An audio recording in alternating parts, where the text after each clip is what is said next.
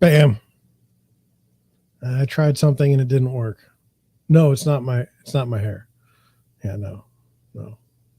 Or my beard that's gone. Wife hates it. Gonna be right back. Give me like a week and I'll have my beard back. Wife hates the haircut or the lack of hair. So yeah, that's it. I'm sure that's why you just got on a live stream with me, so that you could know my hair situation. I don't mind it. I was getting ingrown hairs in my beard and stuff. It was time for a change. Wife hates it.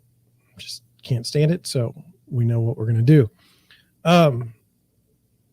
For those of you who might not recognize me, my name is John Schenk, and I am the founder and managing broker of Deerwood Realty in St. Louis, Missouri.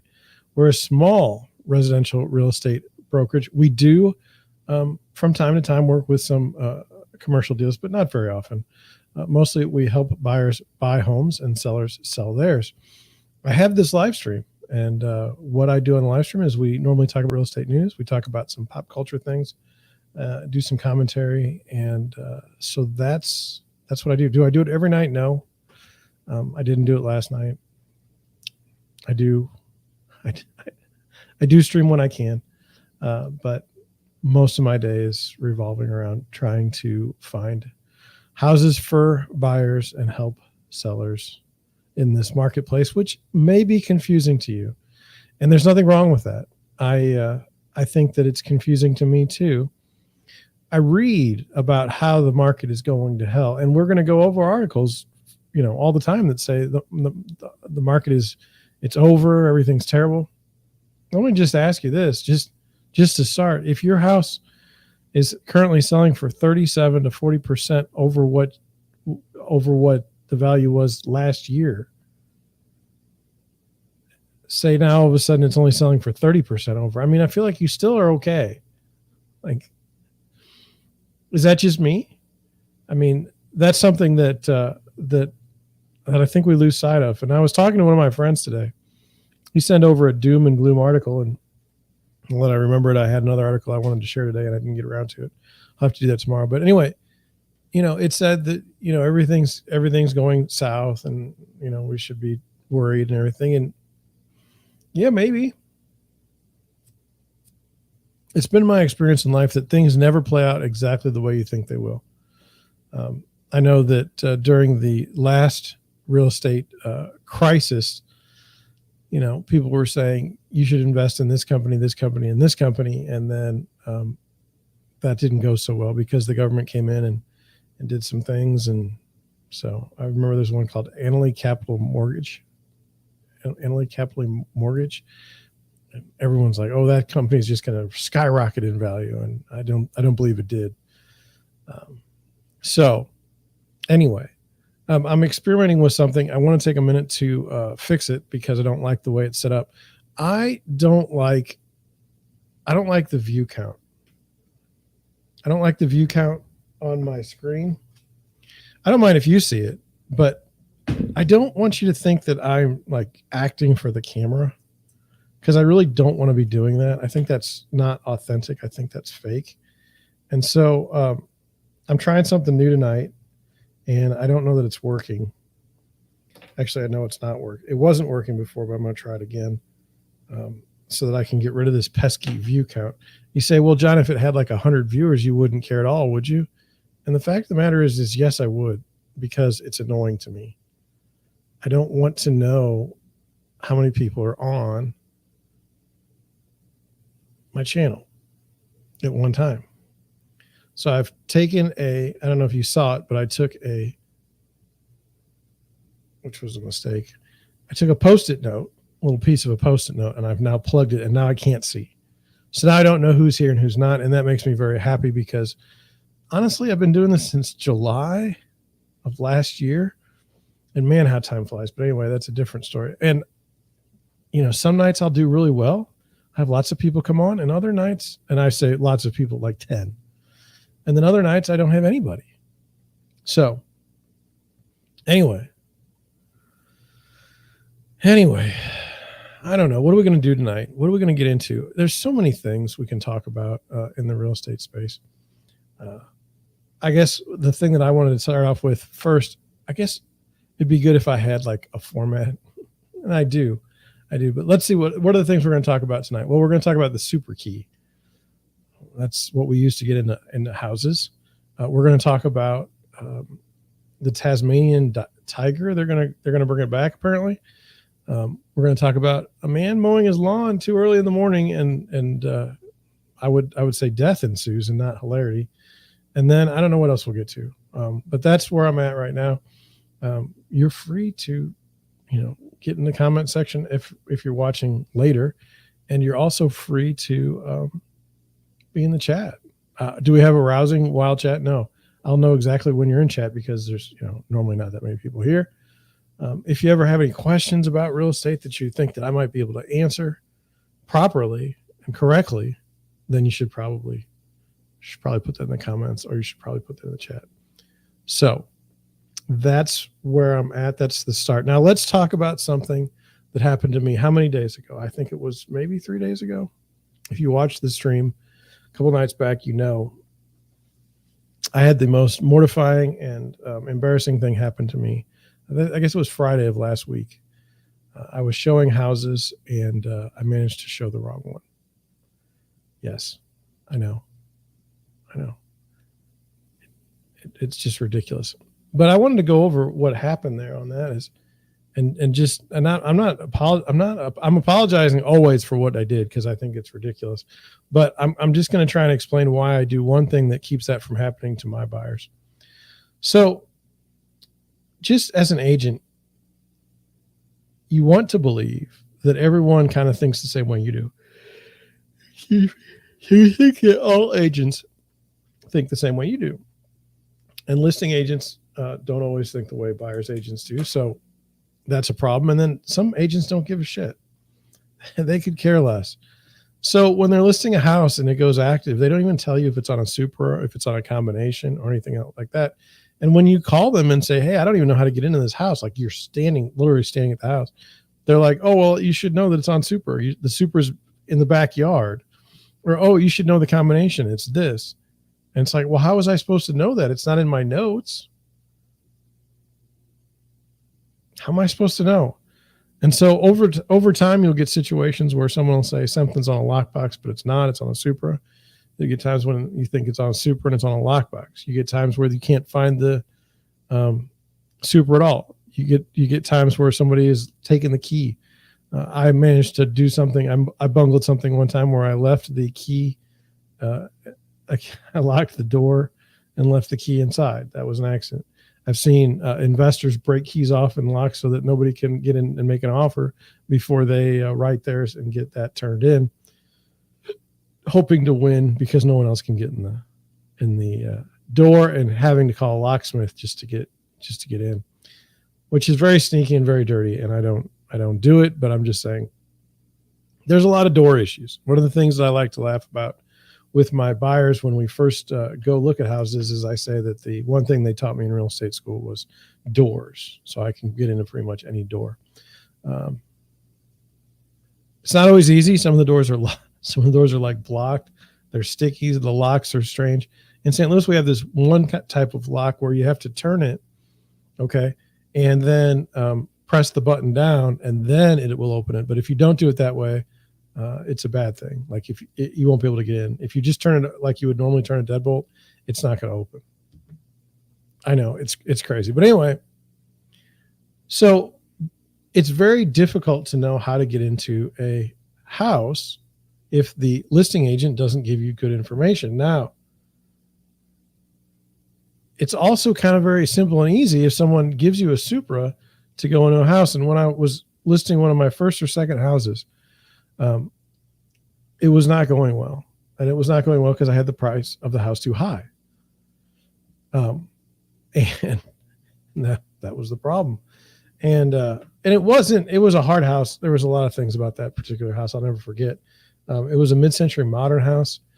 It was almost a split level house, which in St. Louis is fine, but it's hard to, sometimes people don't want a split level house. It's not like their dream home. And so Anyway, I had the supra on the door and I didn't think anything of it. And the house was, I believe, under contract at the time. And all of a sudden I get this notification on that someone has gone in an agent that I respected was in my house, in the house I was listing. I was like, how can this be?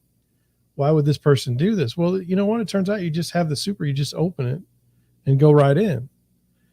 And from then on, I said to myself, well, I don't think that's very good security for my sellers. Sometimes the sellers are actually still living in the home. I don't think that's good for I always have to ask before I go enter a home. I don't understand why this agent wouldn't have to. And so I didn't like it. And then when I talked to the real estate board, they said, yeah, that shouldn't be good. Like they shouldn't be allowed to do that. And if you want to bring it up, we certainly can.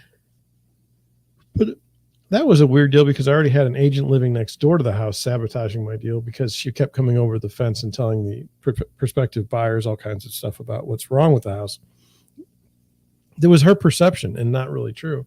We filled out a disclosure. So, I don't really have any positive thoughts about that. But it occurred to me then, and it has never changed. I don't have to keep a Supra lockbox on my house that I list. Indeed, I can take once I get the house under contract, I can literally just take the Supra box off. Like it's not that hard. And then you say, well, what happens when an appraiser wants to appraise the house for sale? Then I say, okay, just set a time in the MLS and set a showing like you normally would. And I'll make sure that the Supra's out there ready for you to use. You say, well, what if the buyers have to do an inspection? Totally fine. But what I'm not going to have is buyers after the inspection period going to the house and, creating havoc or a ruckus when it's not necessary. You get your certain amount of days by contract to inspect the home. After that, we're not going to be running back and forth to the house. That's just not going to happen, at least the inside. Because I don't want people in the house. It's not because I'm hiding something, but the one way in which I could have not gone into that house accidentally the other day was if the agent took the Supra box, because then I would not have had a chance to get in. So I pull the Supras off of every listing I have. Is it a pain in the butt? Well, what are you paying me for? To list your house. I mean, you're paying me to list your house and to somehow kind of take responsibility for that home while it's under my care. So I think that I should be mindful of the Supra, mindful of the security of the home.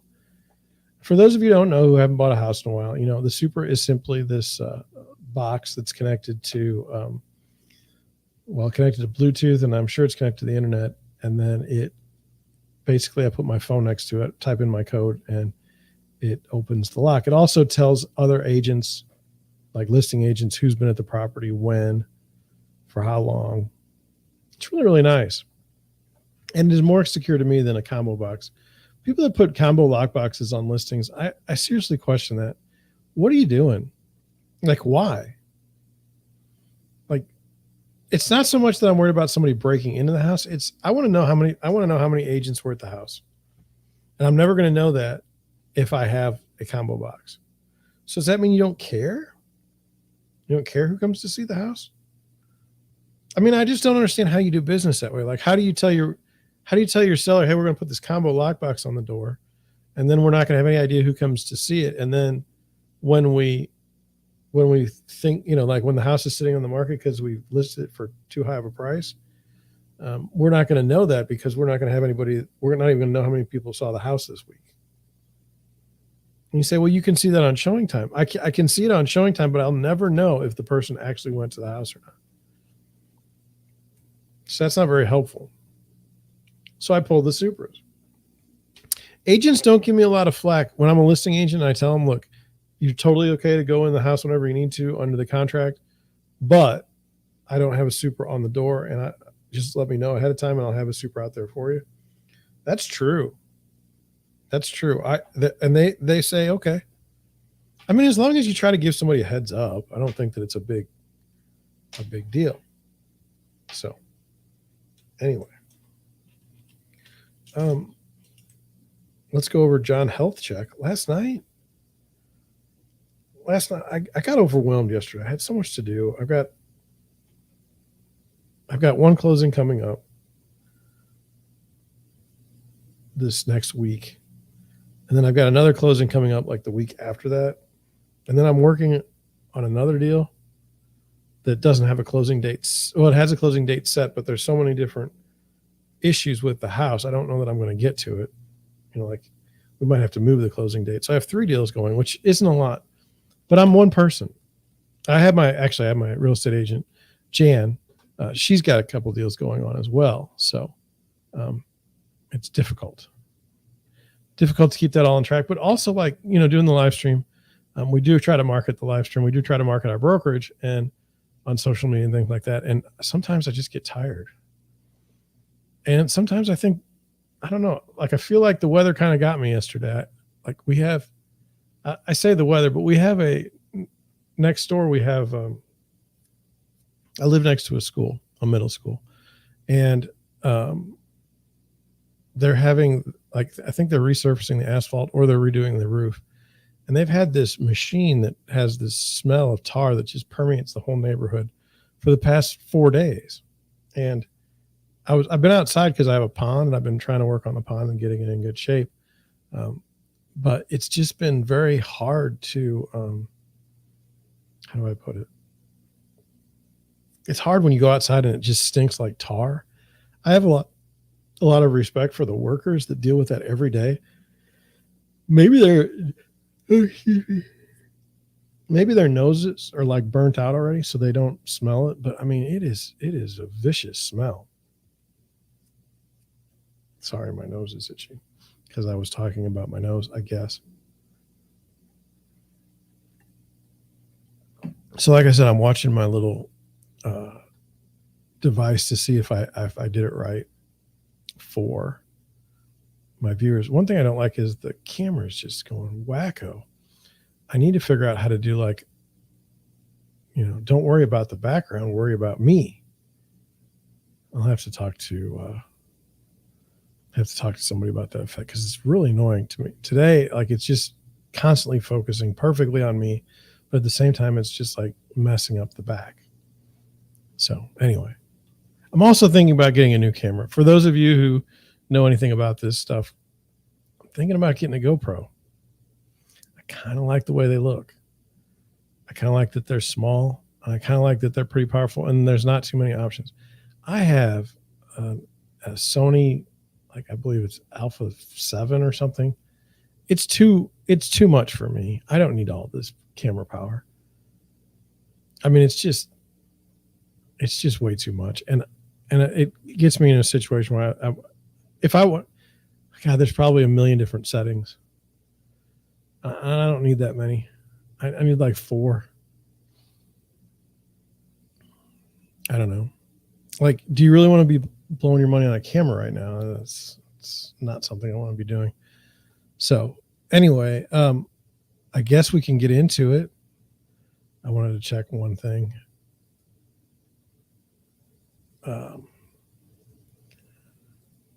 Yeah, here we go. Okay. So let's get into it tonight. Let me preface this by saying I didn't read the article too heavily before I started, and I probably should have. But you remember Jurassic Park? There's this idea where they got these. The original one that I saw in the movies. Now, if there's books and everything, I apologize. Jurassic Park came out a long time ago. I'm going to look just because I don't know off the top of my head. I think I was still a kid.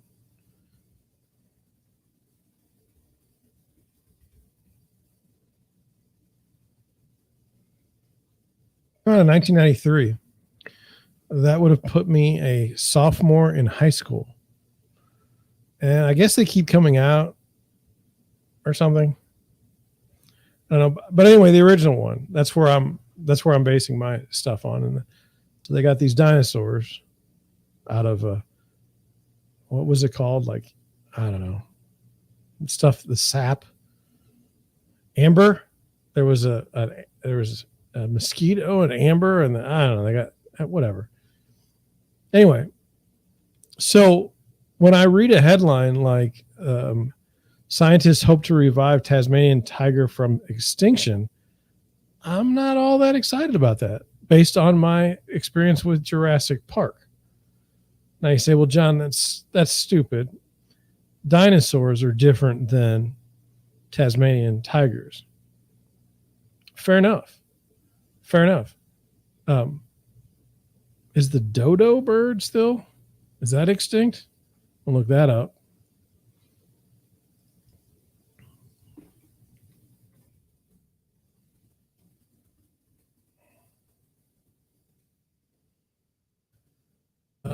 Dodo bird was extinct in 1681. So, I mean, it's been dead for a while, like off the face of the earth. Now, I don't know. I saw a bird the other day. It looked weird, and I was like, is that a dodo bird? No, because they're extinct. But let's just say for a moment that someone wanted to bring a dodo bird back. I don't know the logistics. I don't have any idea. But I'm sure it could. How do I put it? I'm sure people could work on it.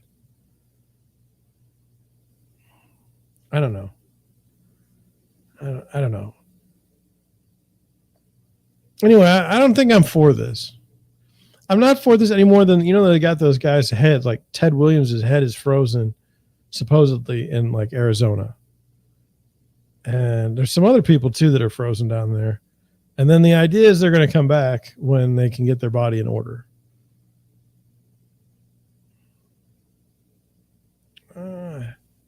I'll be perfectly, I mean, I don't want this to come across as morbid, but like if it's my time to go, like I'm gone and I'm okay with that. Like every day at this point in my life is like a bonus. And I mean, I hate to say it that way, but I don't want to be I don't want my head frozen. I don't want to be brought back like 1,000 years from now. I mean, all my friends are going to be dead. My family will be like dead unless we can live 1,000 years. And I don't even know that I want to live longer. You see people like Peter Thiel, him, he's a billionaire. You see Amazon's Jeff Bezos, you see Elon Musk. These people are all taking all kinds of vitamins and stuff because they want to live forever. Why? Because they have a lot of money. They have a lot of money and they'll live forever. They don't have a choice. Like they want to keep living because things are so good for them in theory. I don't know if Bill Gates is taking anything, but I'll tell you that Bill Gates guy, I've been thinking about it. Bill Gates used to be thought of as like a great businessman and people thought highly of him. He had a charity and everything. And now I don't know that that's true. I feel like he needs to invest in like a PR company that can kind of rehabilitate his image, because I feel like personally his image has been sullied significantly. Is it his fault? I don't know, but like around the world, you don't have people lauding Bill Gates anymore.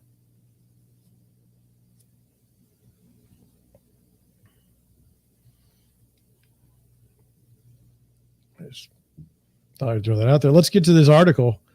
I feel like I kind of hyped it and then forgot about it.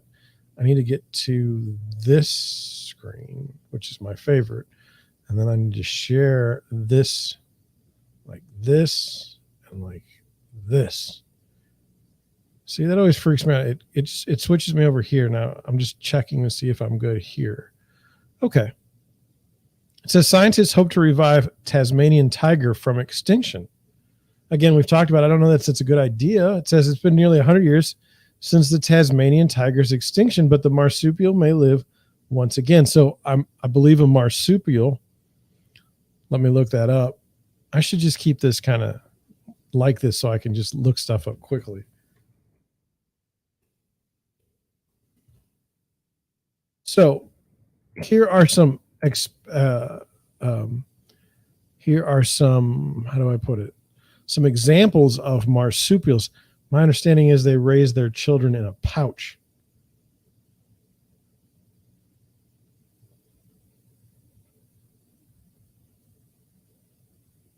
I don't want to get too heavily into it, but it says a possum is a marsupial. Did you know that? A wombat. I didn't know wombats existed. Like, I didn't know they were real. A koala. A thylacine is a Tasmanian tiger. A kawaka. I don't know what that is. A sugar glider. A macropod, which looks to me like a kangaroo. Tasmanian devil, which is what I thought we were talking about. Let me see if a Tasmanian devil is extinct.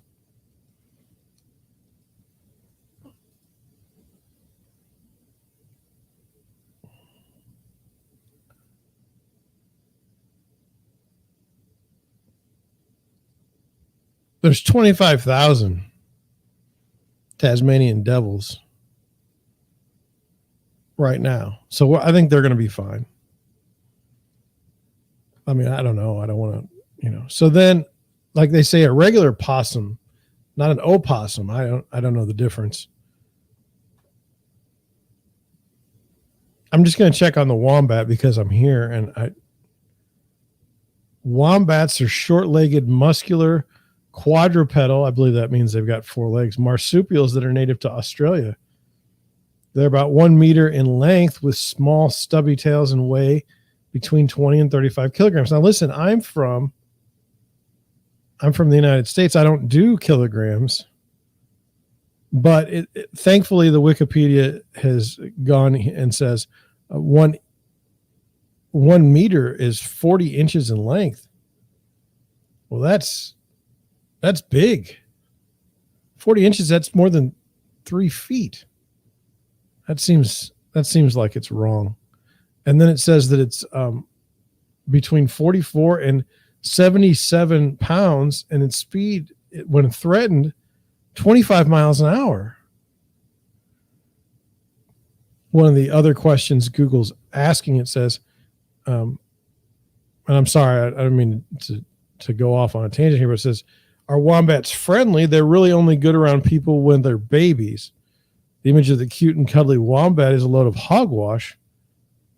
Adult wombats are known to be aggressive, particularly if they feel threatened. Apparently they can run 25 miles an hour. I mean, how do we put this? Who isn't aggressive, particularly when you feel threatened? I don't know, how fast can humans run? Let's go. Let's find that out.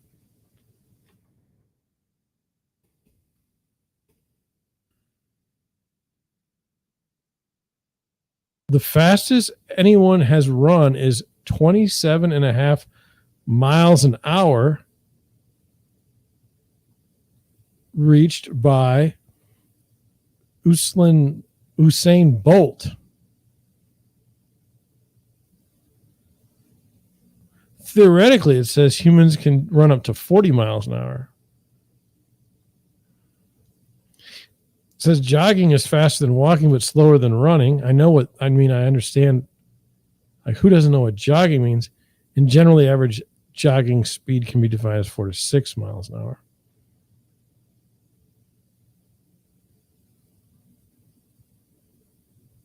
I don't know. 40 miles an hour for a human.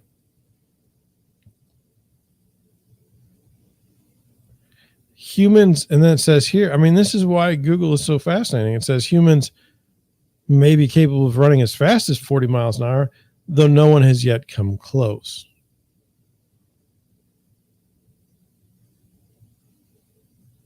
But they said that Usain Bolt ran 27 miles an hour.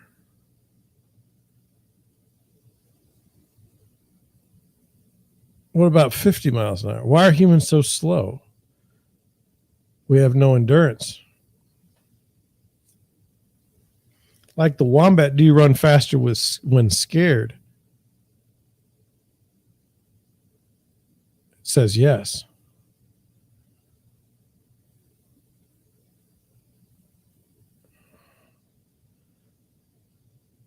I don't know. I was on Google and I thought that was interesting. So anyway, let me get back to the article.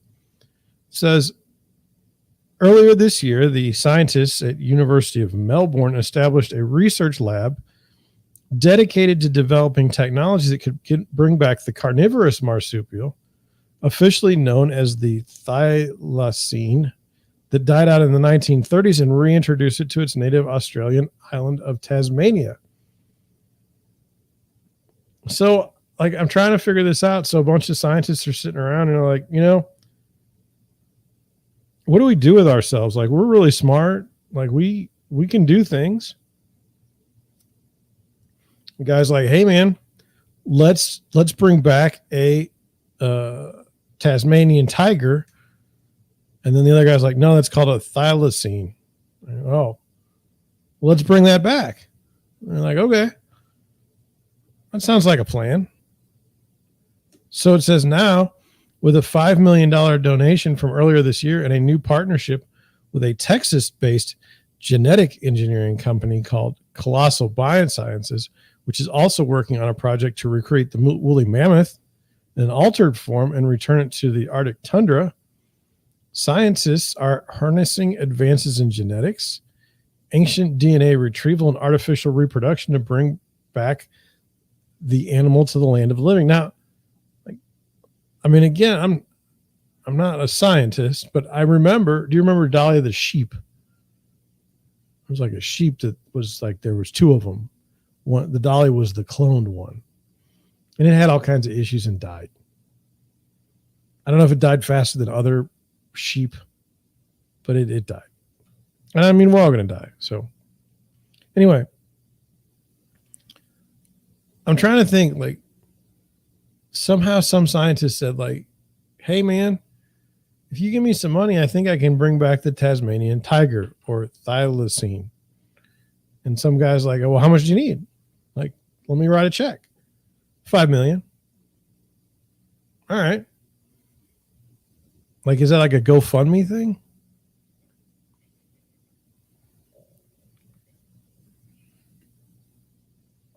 Let's continue. It says, the project involves several complicated steps. Now, that's not a surprise to me because you're trying to bring back an animal from the dead, like an extinct animal.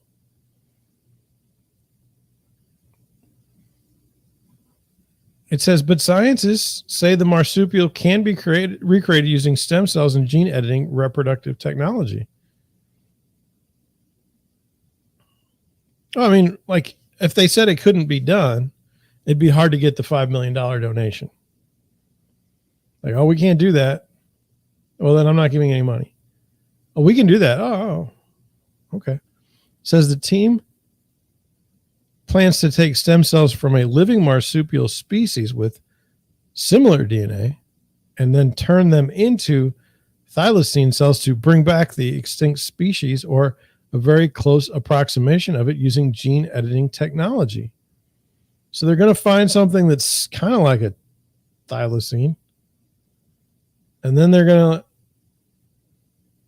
to screw with the genes of it, and then they're going to have something that's kind of a thylacine, but not the one that existed.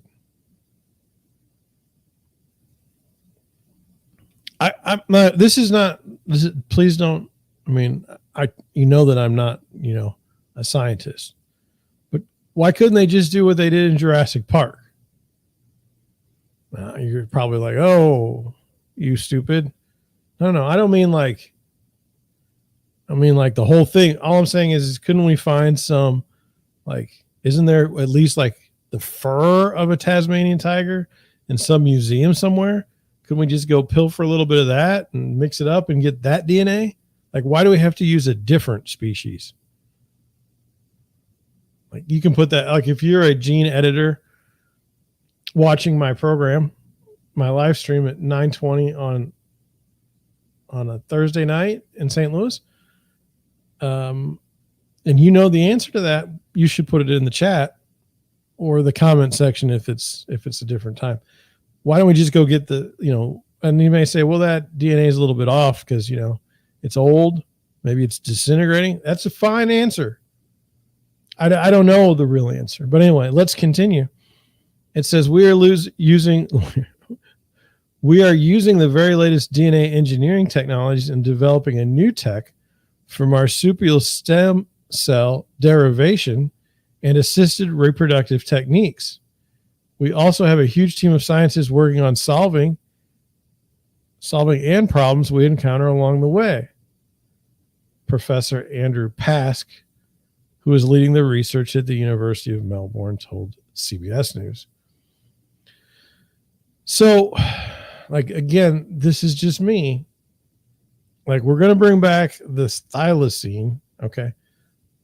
And he says we're going to use the latest technology, the latest DNA engineering technology, and developing new tech. And my thought is it doesn't make any sense to use old DNA technology.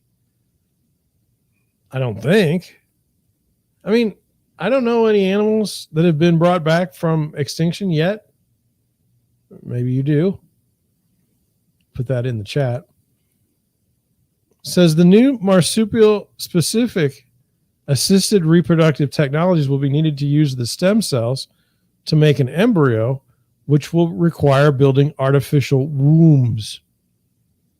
Wombs. It's hard for me to say that. I want to put a B in there, but it's not. There's no B. Wombs. Well, there's kind of a B. New marsupial. I'm trying to, not a scientist here, trying to figure this out. It says new marsupial specific assisted reproduction technologies will be needed to use the stem cells to make an embryo, which will require building artificial wombs. So I think a lot of people are like, hey, go take an animal that's a marsupial, okay, and then put the tiger that's alive, the thylacine, little baby one, in the marsupial pouch, and maybe the mom won't notice that she's taking care of a different animal. Oh, no. We've got to build an artificial womb. I think we were looking at a decade or so to get the animal back. So this is 2022. Then for most rewilding efforts of this scope, you would want to very closely study the animal in large captive areas on Tasmania to make sure it is fitting back into the ecosystem before releasing them across the whole island. This would take potentially another 10 years to be sure we were doing this as carefully as possible. Now, I'm just it's just me. It says as carefully as you're rebuilding an animal that hasn't existed since 1930, and that's not reckless. And then the idea that you're going to be doing, you're never going to say you're doing it as reckless as possible. Are you?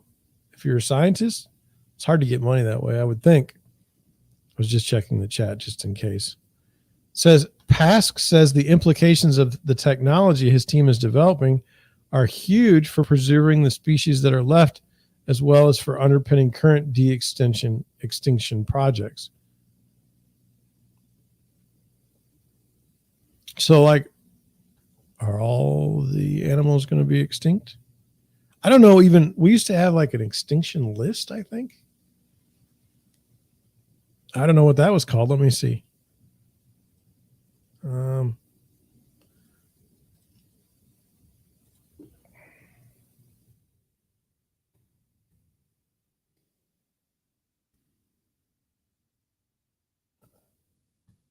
Oh, they're called endangered species. I typed into Google most ready to extinct list. Endangered species list. Let me just read some of them. 10 of the most famous endangered species. It says giant panda, had no idea. Tiger, had no idea. Whooping crane, had no idea. Blue whale. Asian elephant. Sea otter. You think the sea otter was on its way out? Snow leopard and gorilla.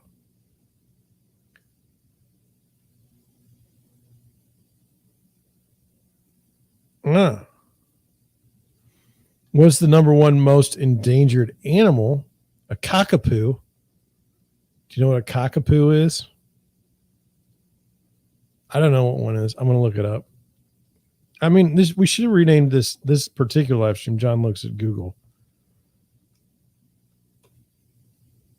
Cockapoo is known as an owl parrot, species of large, flightless, nocturnal, ground-dwelling parrots. Lives in New Zealand. So it's a parrot that doesn't fly. It hangs out at night. Okay. All right. I can see how that could be problematic. Next one's a gharial. I don't know if I'm saying that right. Correct me in the chat. A gharial is also known as a gaval or fish-eating crocodile. No, I don't wish for that to be gone, but like, you know how they do like, what's a crocodile, difference between a crocodile and a alligator?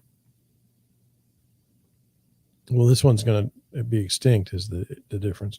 Tooth-billed pigeon. You familiar? I mean, who knew? Tooth-billed pigeon, what is that? I mean, it's probably a pigeon. It is. It's also known as a monumia. It's a large pigeon only found in Samoa.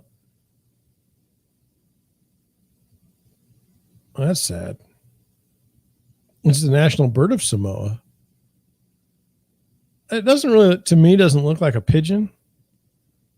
I don't know. I mean, again, I don't know what a North Atlantic right whale as opposed to a North American left whale.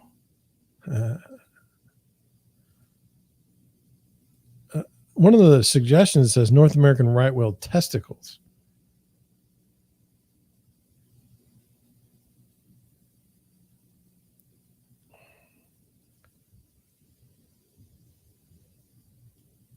I don't know. This is too much.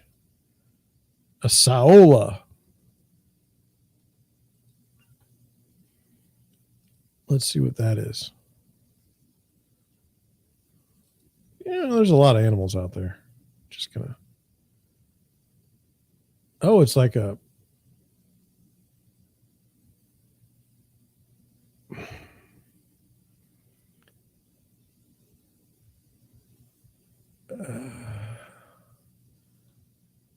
They're kind of like cattle.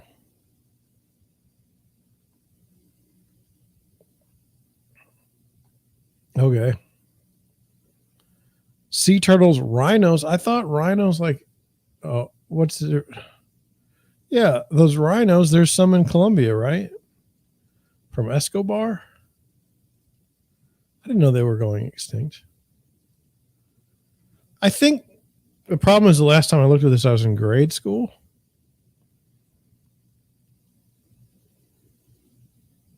$27,000 rhinos. That's all that's left. Native to Africa. 3 South and Southeast Asia. Speed. Rhinoceros can get up to 34 miles an hour. That's pretty dangerous.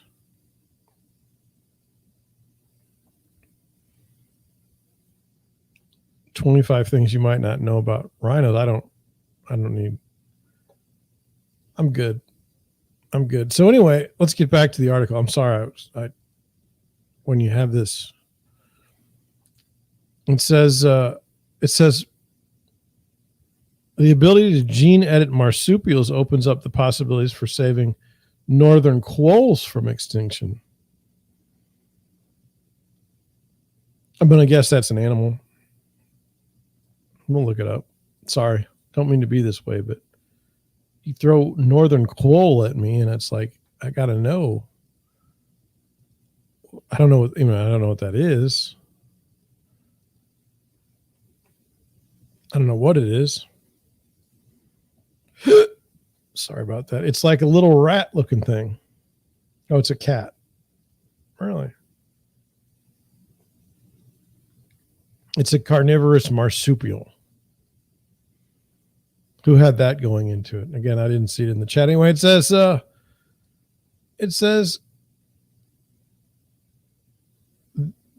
the ability to generate marsupial stem cells and then whole animals enables us to think about restoring marsupial species lost in bushfires to their original habitats once the vegetation has regenerated. So he's saying, hey, like what could happen is you could just lose like a whole group of animals in a bushfire, and then we'll get them back. I'm going to ask the question, has that ever happened where we lost a whole species because of a bushfire?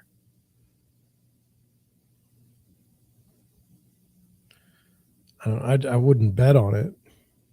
The ultimate goal with this technology is to restore these species to the wild where they played absolutely essential roles in the ecosystem, but it would have to be done very cautiously. These things are critically needed to protect us from further loss of biodiversity. And then beyond marsupials, this technology can be applied to many other vertebrate species. It says the thylacine was Australia's only marsupial apex predator around 2,000 years ago. It disappeared from almost everywhere except the island of Tasmania. But when European settlers arrived on the island in the 1800s, they believed the thylacine, which looks like a dog and has a stripe across its back, were a threat to livestock, and they hunted it to the point of extinction. I don't understand. Shouldn't we find out what happened here with it disappearing from everywhere except the island of Tasmania? It says the last thylacine living in captivity died from exposure at the Beaumaris Zoo in Hobart, Tasmania in 1936, just 2 months after thylacines had been granted protected status. But extensive hunting combined with factors such as habitat destruction and introduced disease led to the rapid extinction of the species. So I don't know what that means from exposure. It says, if successful, this initiative would represent a remarkable achievement for the researchers attempting it. I mean, hey, they'd be like the people in Jurassic Park. And it would mark the first de-extinction event in history. I mean, I don't know. Like, are you really creating the same thing? Or are you creating something new? But many outside experts are skeptical of the science behind it and believe there are significant limitations to de-extinction. They're like, you can't do this, dude. It's not going to work. It says de-extinction is a fairy tale science. Associate Professor Jeremy Austin for the Australian Centre for Ancient DNA told the Sydney Morning Herald, it's pretty clear to people like me that the thylacine or the mammoth de-extinction is more about media attention for the scientists and less about doing serious science. So that was a smack. I mean, that was just vicious. Just attack like that. I don't know. All right, well, then we're going to go on to something else. Mortgage rates, 30-year fixed, St. Louis, Missouri. No, it doesn't matter in St. Louis, Missouri. We can do this anywhere. 5.48%, hasn't moved. The market's not really open right now, but we're creeping up. We're creeping up. We were like 5.25% like a day or two ago. So that's not good. Let's move on. Now, this is a story that I'm not going to take delight in. I don't want you to think that this is fun. Whenever someone dies, it's not funny. It's disrespectful, in my opinion, to make fun of people that are dead. Will it happen from time to time? Yes. But I don't know. There's something about the way one goes out, the circumstances surrounding one's passing. Not funny. Well, I mean, it can be, but it shouldn't be. We should have respect for the dead. And so I'm going to bring this article to you because it hit me in a certain way. Imagine, if you are, you like cutting your grass. Like I like to cut my grass. And let's say you have to go to like an event and the only time you can cut your grass is like maybe 10 o'clock in the morning on a Saturday. All right. So you're out there and you're like, hey, let's get going here. I got stuff to do. So you're out there. It's 10 o'clock. Now, I like to cut the grass. That's one of my favorite things to do. So, I'm having the time of my life. I'm out there at 10 o'clock. Now, what happens if my neighbor, what if they work at night? And so now, like, they're sleeping during the day and you just woke them up. That would suck. That's why I see, like, I don't want to ever, in fact, I doubt I will ever get, you will claw my Honda lawnmower from my cold dead hands. I'm never getting rid of it unless it breaks and I can't get it fixed. I don't want to switch to electric, but I can see where one would want to switch to electric because it just might save lives in this case. So let's get to it. It says, man kills neighbor after 10-year lawn mowing dispute. Now, I don't know that they got this right. They've been arguing about it for 10 years. Anyway, I don't want to say, this is in Kansas City. This is St. Louis is on the east side of Missouri. Kansas City's on the west. We don't share anything. We don't like we're not like great friends. Very seldom do you ever see us unite to, do anything. A lot of times they'll fight over money, like where it's allocated in the Senate. I'm not anti Kansas City. It's just if you're from St. Louis and then you look across the way to Kansas City, it's not, you're not friends. Now, if you hear just a huge noise, wife just started taking a shower and it's very noisy. I'm sorry about that. I would edit it out of the stream, but it's live and therefore we have to continue. Anyway, Missouri man has been charged with shooting and killing his neighbor following an argument over lawn mowing, bringing to an end years of hostility between the two officials. So now, this is for me for a larger thing. I am a real estate agent. You know that. I'm a real estate broker. Not the same as far as what you're supposed to be doing, but whatever. I always tell my buyers, look, the first time you buy a house, the neighbors are like the best you're ever going to have them, in the sense that, like, you control where you move. Okay. After that, your neighbors pass away, new neighbors move in. Now you're not in control. Okay.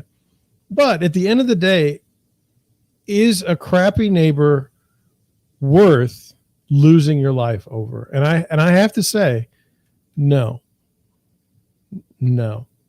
Like, I'll just move. You say, well, it's not your fault. It's not your problem. It's the other person's problem. Look, life is short. I'm a real estate agent. Like, literally, I would think, could I buy a house tomorrow? Yes. It's not a hang up for me to go find a home. Find a home in an hour. I'm not proud of it, but it's just kind of the nature of my business. Samuel Avery of Kansas City was charged Monday with second-degree murder and armed criminal action in the killing of 41-year-old Warner Trotter, who was shot in his head on his front porch. All right. Trotter was declared dead at the hospital. Now, let's get this in order here. It says, according to court documents, Avery called police on Sunday to report that he had shot his neighbor. Officers found Avery on his porch next door and arrested him without incident. Well, that's nice. Online court records do not list an attorney who can speak for Avery. Fine. Sorry, I read that. It says police said officers had been called to the men's homes twice previously because they were arguing over Avery mowing his lawn too early in the day. No one was arrested for those incidents. According to probable cause statement, Avery told investigators they'd been arguing for 10 years.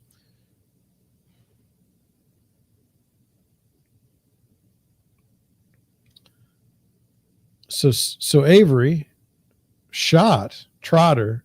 The two were in an argument about a lawnmower. It says on the day of the shooting, Trotter complained that Avery's lawnmower was too loud and made a gesture with his hands that he would shoot Avery. That's not good. Avery said he called the police and was told nothing could be done.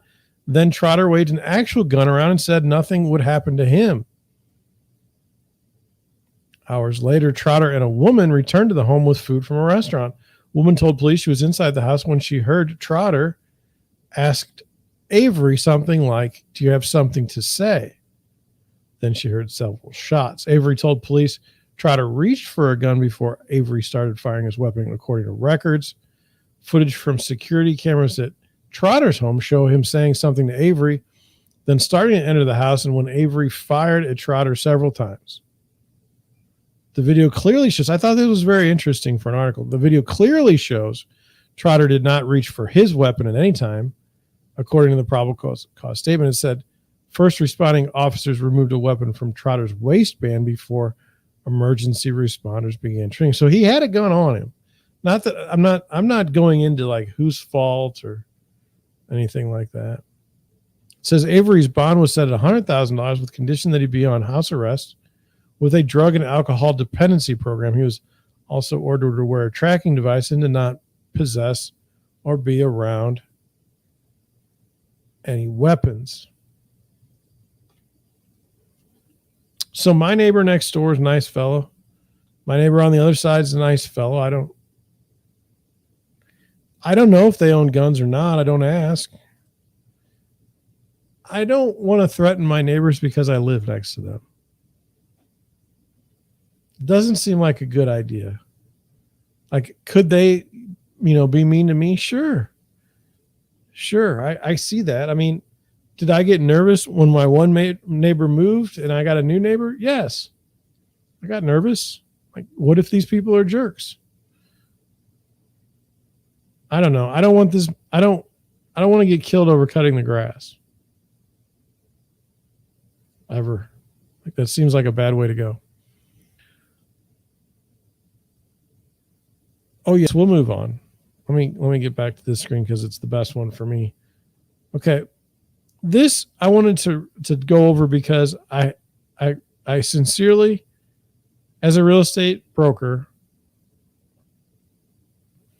I have questions. It says housing market for once a positive development for buyers, a relief in the rise in mortgage rates. The 30-year fixed mortgage rate averaged 4.99%. This was 9 days ago.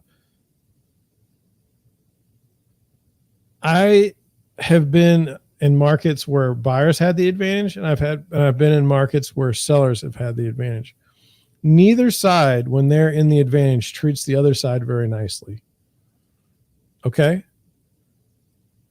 And I personally don't like to, like, if I'm representing buyers, I don't like to just go after the seller and just try to get concession after concession after concession. It's not fun for me. Because, like, to me, what goes around comes around. Other agents are like, you know what? I'm not going to be here in this business because it's terrible in the next 3 years. So I'm just going to hose everybody on my way out.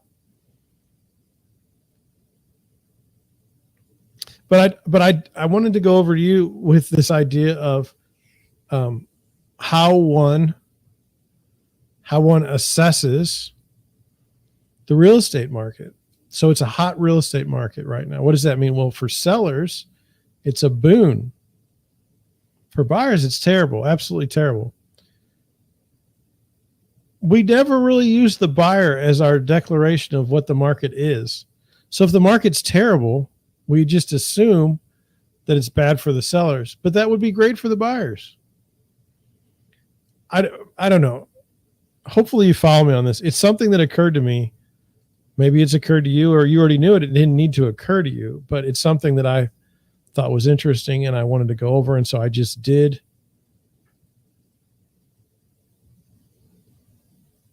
I think this will be the last article for the night.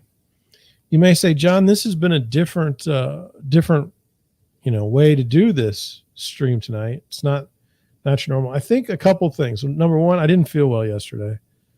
Number two, I want to do a stream because I wanted to, honestly, it's the most exciting thing I can do tonight. I watched a lot of TV last night because I wasn't feeling well. Really wanted to get back out there. Third, like, I don't want to get too high or too low on my streams. I was watching this guy and he's like, I watched all these videos and here's what I learned. And one of them is like, you have to be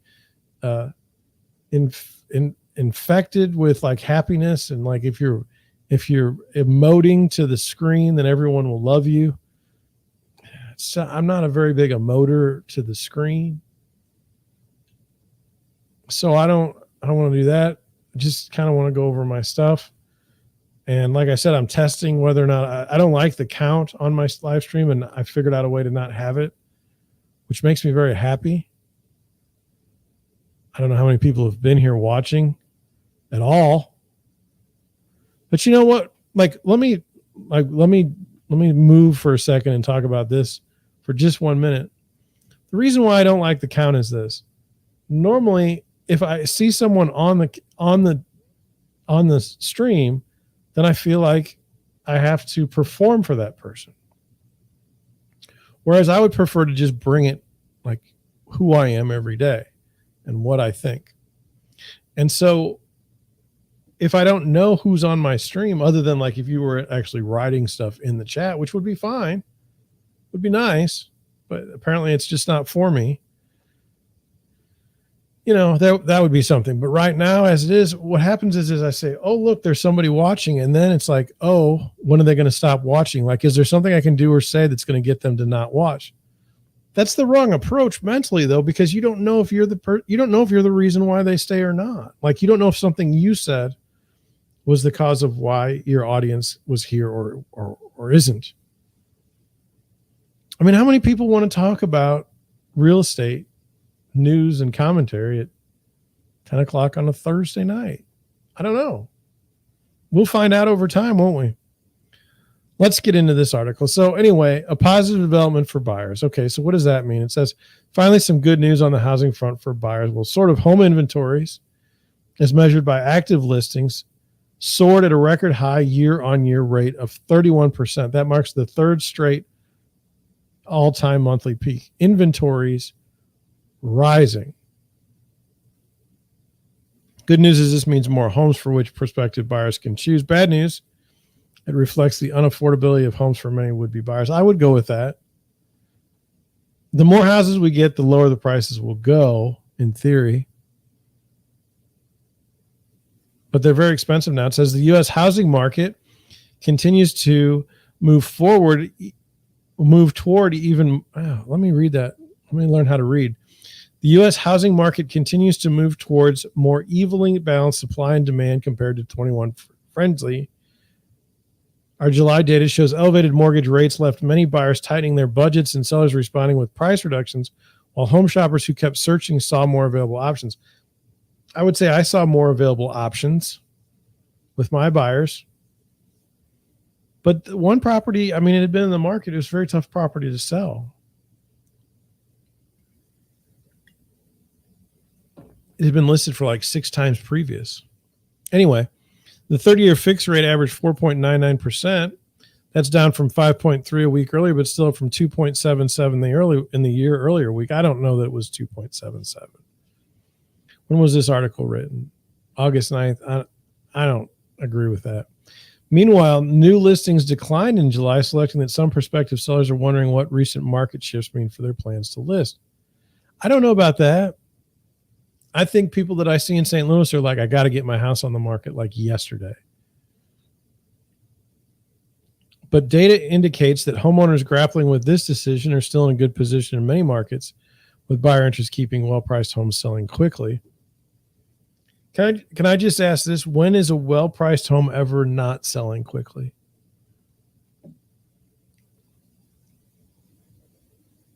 I mean, in my whole career, if I ever try to go too high on the price, I can't sell it. And if I go too low on a house, it's never happened because somebody else comes in the market. 2 or 3 buyers come in and bid it up to what it should have gone on arm's length transaction. I don't ever see. I've never had a house in my career where I'm like, oh, well, that didn't sell for what it should have. I don't know if that's biased because I'm in the business or what. But anyway, it says, in addition, many sellers have substantial equity cushion to leverage thanks to the past decade of rising prices. Whether or not they take advantage of these opportunities will be key to inventory trends moving forward. What does that have to do? What is the equity that the sellers have? Does that say, well, they can afford to take less for a home? We kind of talked about that at the beginning. Another piece of good news came from a New York Federal Reserve Bank consumer expectations survey. That report showed that median expected increase in home prices 1 year from now dropped to 3.5% from 4.4% and 6% in January. 4% in June and 6% in January. Well, I don't think that we should ever be really spending a whole lot of time worrying about prices 6 months out, a year out. So many things can happen in the world.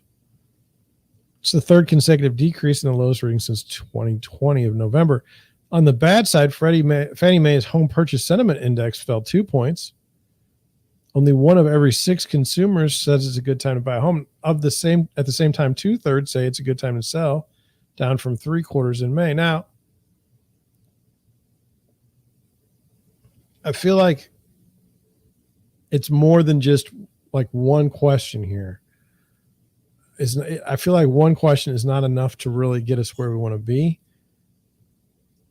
They say only one of every 6 consumers surveyed said it's a good time to buy a home. Well, what do they mean? Let me ask you, so if you bought a house today and you're not going to sell it for 30 years or 50 years, is now not a good time to buy a home? The argument being that it could be cheaper when? Next year? Next month? Can you give me a concrete date that it's going to be lower? I'm just asking. As a real estate agent, I'm confronted by this question every day from my buyers and my sellers. Is it a good time to list today? I've always thought you need to list whenever you feel comfortable listing. I wouldn't try to time the market. On the buyer side, it's like, should I buy a house right now? If you buy a house with the intention of living there for 5 to 10 years and it looks good, I mean, the price makes sense, buy the house. I don't care what the market says. Doesn't matter. The market is not, I mean, you are more important to yourself than the market is to you, I think. Sentiment index has declined steadily for much of the year as higher mortgage rates continue to take a whole toll on housing affordability. To be sure, with home price growth slowing and projected to slow further, we believe consumer reaction to current housing conditions is likely to be increasingly mixed. Some owners may opt to list their home sooner to take advantage of perceived high prices.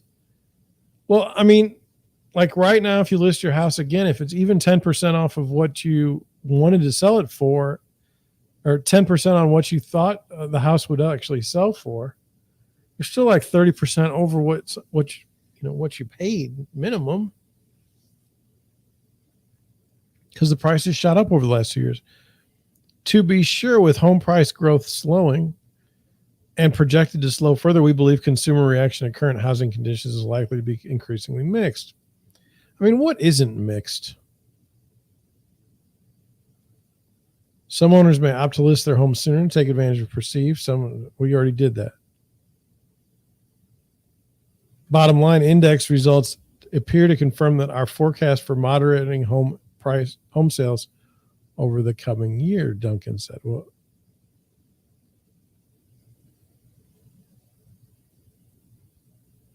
I mean, okay.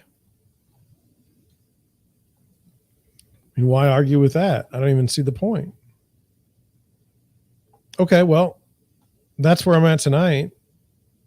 I mean, what happened really? Well, I got my hair cut. It's never going to be this way again as long as I live, because my wife says I need my beard back. I mean, we learned a lot tonight. We learned about the supra.